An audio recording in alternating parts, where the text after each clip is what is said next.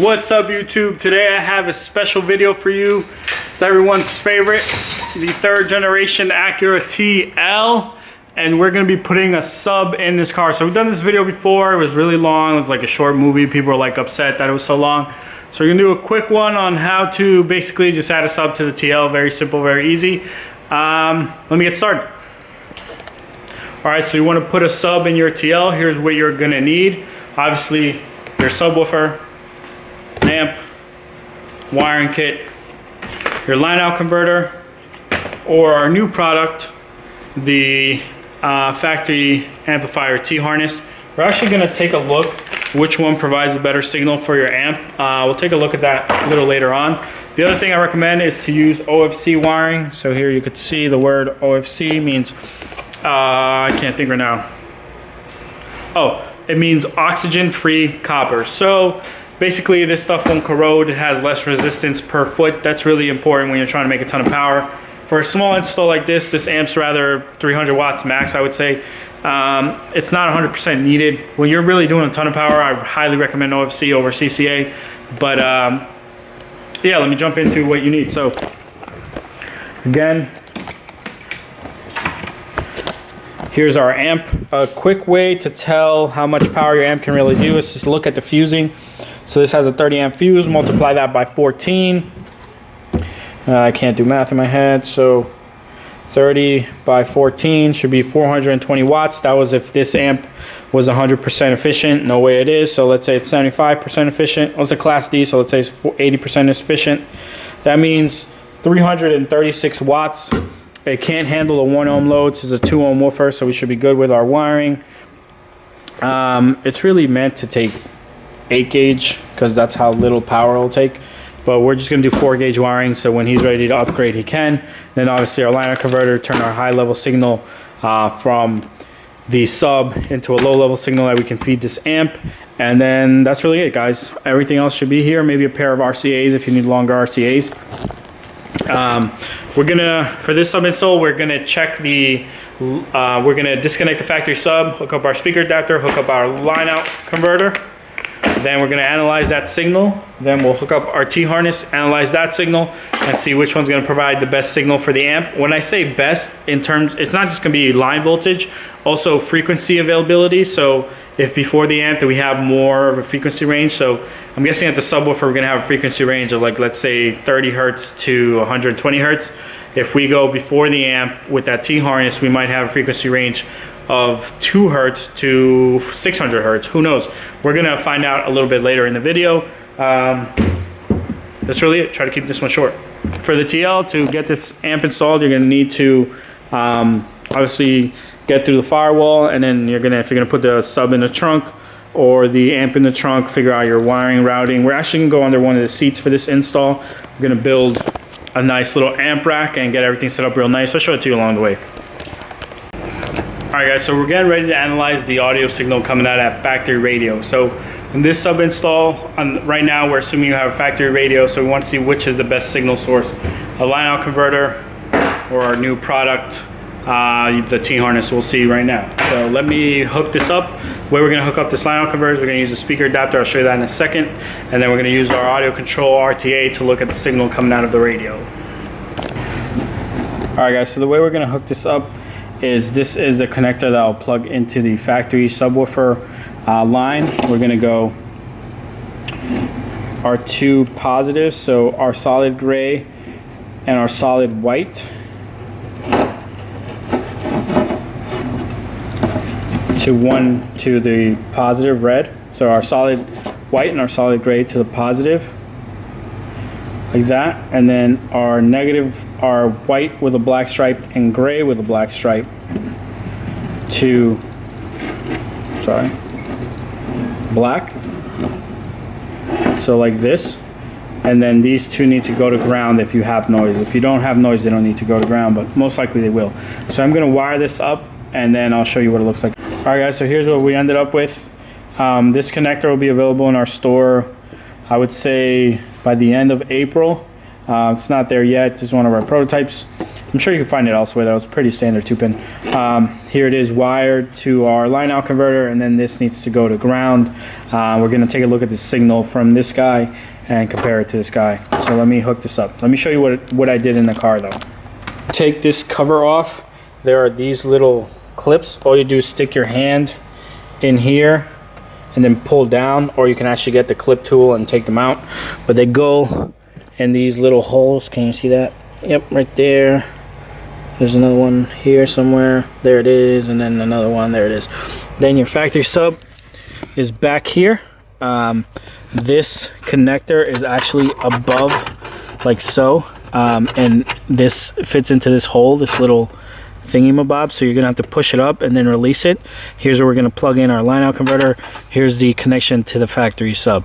So let me plug that in. Our line out converter is plugged in.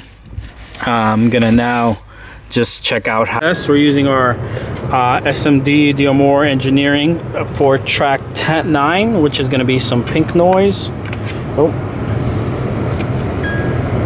So take our CD. And then what we're gonna be using is our RTA. So this is the audio control DM RTA. Basically, it's gonna let us look at the signal that's coming out of that line out converter from the factory sub. Let me just get it online. So here we go. Hardware is online. Let's look at our voltage meter and our RTA. So we don't have anything playing yet. Let's get to, oh, this thing doesn't work.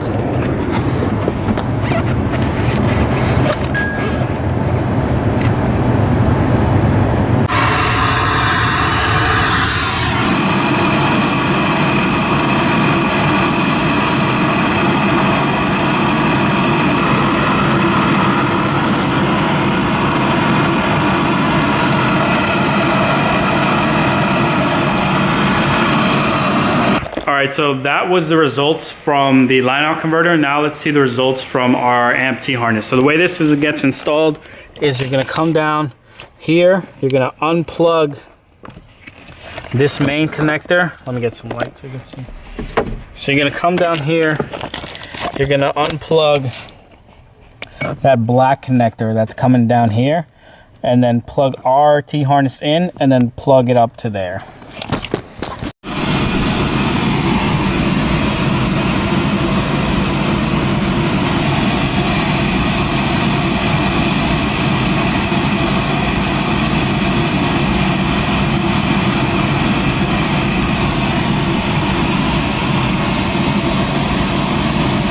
Guys, so for the amp install, it's pretty simple. Power wire, remote, ground wire, and then your speaker wire. This is my RCA's, my remote's running down there. This is gonna go underneath the seat, so I'm gonna bring it over there and I'll show you. I'm gonna be taking the seat out so that I can install this, and then I'll show you what that looks like. Underneath the seat. And what I'm going to do is I'm going to use some speed clips to hold this down. So I already drilled into the carpet.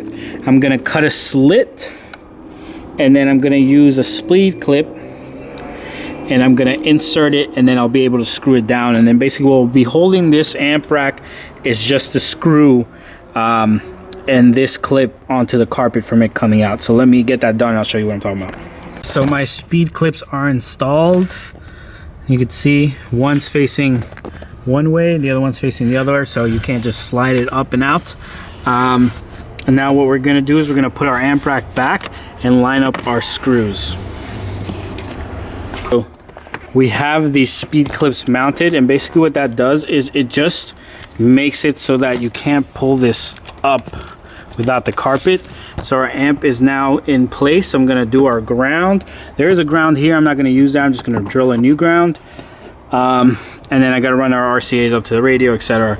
But that was really the big part, is getting that settled in, and then running your power wire through firewall. We'll cover that next. She ended up using that factory ground. We just sanded the ground point down. You see it's nice and shiny for the ground. Guys, now it's time for one of the scariest things. Whenever you're doing an amp install, you want to verify there's nothing on the other side of the firewall. So sometimes we just poke a really small hole. Sometimes we look at diagrams on this TL. I know it, so let me show you. There's a covering there that you could peel back. So where did that go? Here it is. So this covering, you peel it back, and then you can see I drilled my small pilot hole. I'm now gonna get my step bit and drill the real hole. All right guys, so there's the, you can see, there's the grommet. There you go, that's better lighting. With the power cable going in. Now we just gotta terminate it on the other side. Is the fuse and the run. So here's the fuse. It's zip tied. I would have made a nice mount, but the customer's in a rush and this was the last step we needed to finish. So now we're all done. You can see it's running zip tied here, running, this is zip tied, and then here it loops. And that's it. I'm gonna show you the rest and then we'll move from there. But yeah guys, just make sure whenever you do this that you add that fuse. It's super important. Up 2 videos in one. I've been showing you one at a time, but we're actually doing a sub. So our sub is done. Let me show you that. So here's our amp rack, guys. Here's all our settings. This is a tall guy who drives in this car, so he's not worried about anyone sitting behind him. He's gonna have the seat all the way back.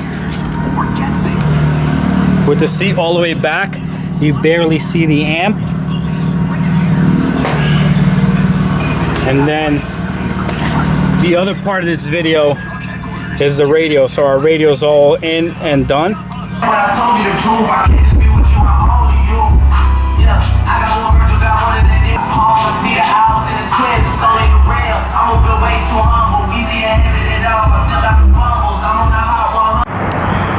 Alright guys, it occurred to me I forgot to show you one thing where you're gonna get your remote turn on with the factory radio. That's gonna be the fuse box. So let me just show you real quick. Factory fuses. You're just gonna pull this out and you're gonna put a T-tap on the fuse that says radio. So that 20 amp fuse right there, number 5, bottom row, 20 amp fuse. You're gonna use fuse T-tap, and I'll show you, hopefully I can show you what that looks like. I'll just put an image on the video.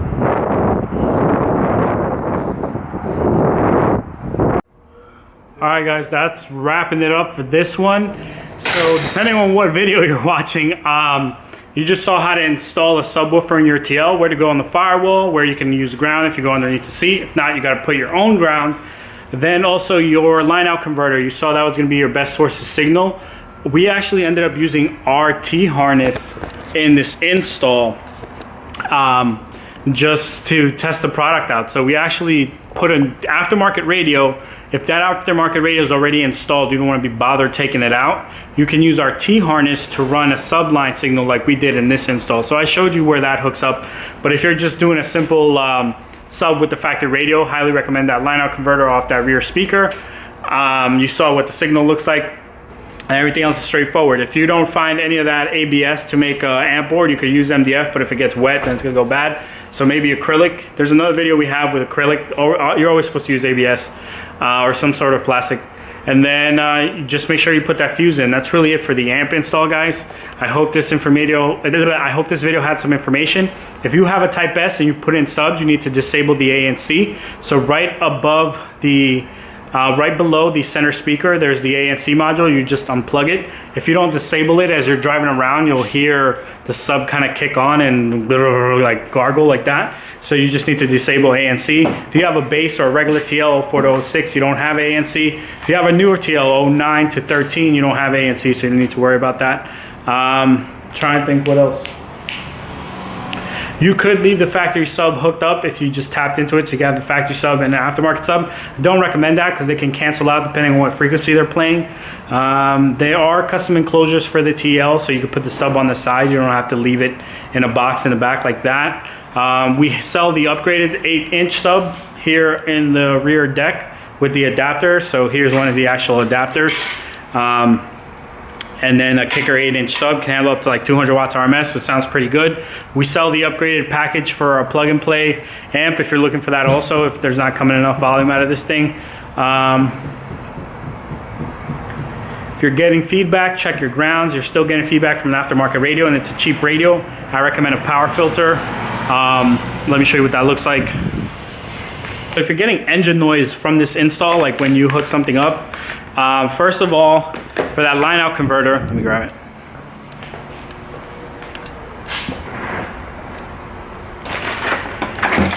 So for the line out converter, make sure you ground this. This can give you noise. Then make sure your RCAs aren't near power. That can give you noise. If you need to eliminate noise and you don't want to look through the headache of figuring out where it came from, you can use a ground loop isolator. This, you hook RCAs coming in, RCAs go out to the amp, it kills the noise. If you're getting alternator whine or alternator feedback, meaning as you're giving the car gas, you're getting feedback from the radio, like it's like some kind of whine, then you want a power filter. So these are really common for, you could use a 15 amp one, but this is a 30 amp one, but this is a power filter. You use these in line with your radio. So when you go to install your radio, you put the power filter with it, and basically it just cleans up that power line coming from the battery or the alternator to the radio, so you don't have any of that whine. That's really your only two sources for a sub. If you're doing, the last thing is if you have your gain up too high. So you bought too small an amp, you bought some Walmart amp, Advanced Auto Parts amps, whatever, like this one's really small amp. You bought something like that and it's not hitting hard enough for you, you need to upgrade your amp, because you just turning the gain all the way, it's just gonna introduce noise. Or if you use the bass boost, it's not really adding any more power. So it might sound good to you for a little bit, but eventually you'll get sick of it, so just upgrade your amp. I'm trying to think of anything else.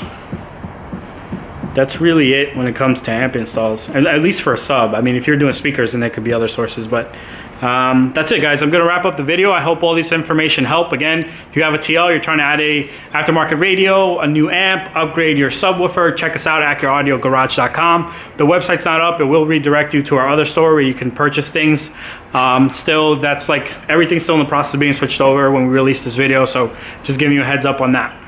And that's really it, guys. Make sure you like the video, subscribe, share with someone who wants to put share the video with someone who wants to put a subwoofer in their TL. It's not too hard, and it's really like therapeutic, like feeling the bass, man. I don't know. Maybe you agree with me, maybe you don't. All right, guys, I'm signing off. Thank you again for watching, and like and subscribe.